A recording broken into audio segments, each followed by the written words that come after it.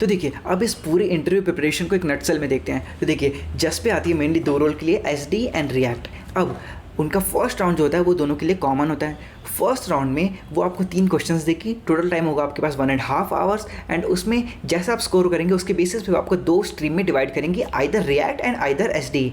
And अगर आप SD में हैं देन उसका जो राउंड होगा वो होगा ट्री ऑफ स्पेस का क्वेश्चन दे देंगे वो 3 घंटे का, जिसको आपको प्रॉपर्ली स्क्रैच से कोड करना है, जिसके लिए आपको मेनली ऊप्स आना चाहिए एंड ट्री का प्रॉपर नॉलेज होना चाहिए, क्योंकि आपको स्क्रैच से ऑपरेशंस लिखने होंगे। अगर आप रिएक्ट साइड है तो मैं आपको रिकमेंड करूँगा कि मेनली आपको फोकस करना है रिएक्ट ऐप बनाने के ऊपर। Class based component, function based component दोनों लिखना आना चाहिए एंड हुक्स का प्रॉपर ऑपरेशंस का आइडिया होना चाहिए, यूज स्टेट यूज करना आना चाहिए।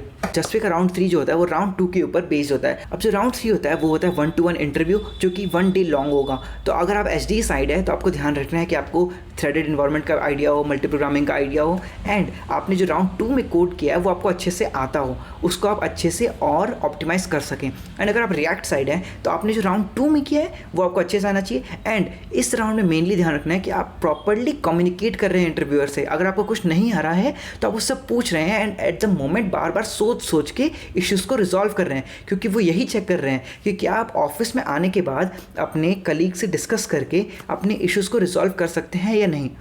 एंड मैं रिकमेंड करूंगा कि आप एक छोटा सा रिएक्ट ऐप बना के देख लीजिए स्क्रैच से, तो आपको अच्छे से आइडिया हो जाएगा कि रिएक्ट ऐप कैसे काम करता है।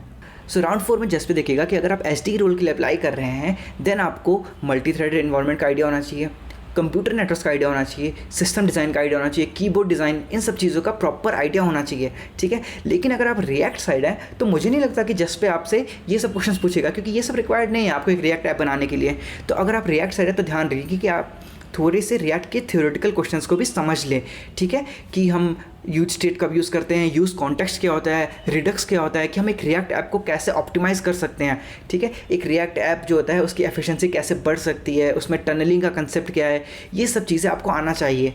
And through out the interviews आपको ध्यान रखना है कि आप प्रॉपरली कम्युनिकेट कर रहे हैं हर चीज़ को आपके इंटरव्यूअर से, जो भी इश्यूज़ आ रहे हैं उससे आपको डिस्कस करना है। सो ये था हमारा जस्ट पे का interview preparation in a nutshell. तो गाइस इसी तरीके से हम और कंपनीज़ का इंटरव्यू प्रिपरेशन की वीडियोस लाएंगे। अगर आपके मन में कोई पर्टिकुलर कंपनी आ रही है तो आप कमेंट में डालिए, मैं उसके ऊपर वीडियो ज़रूर बनाऊंगा। Thank you for watching this video. If you like it then subscribe and hit the like button.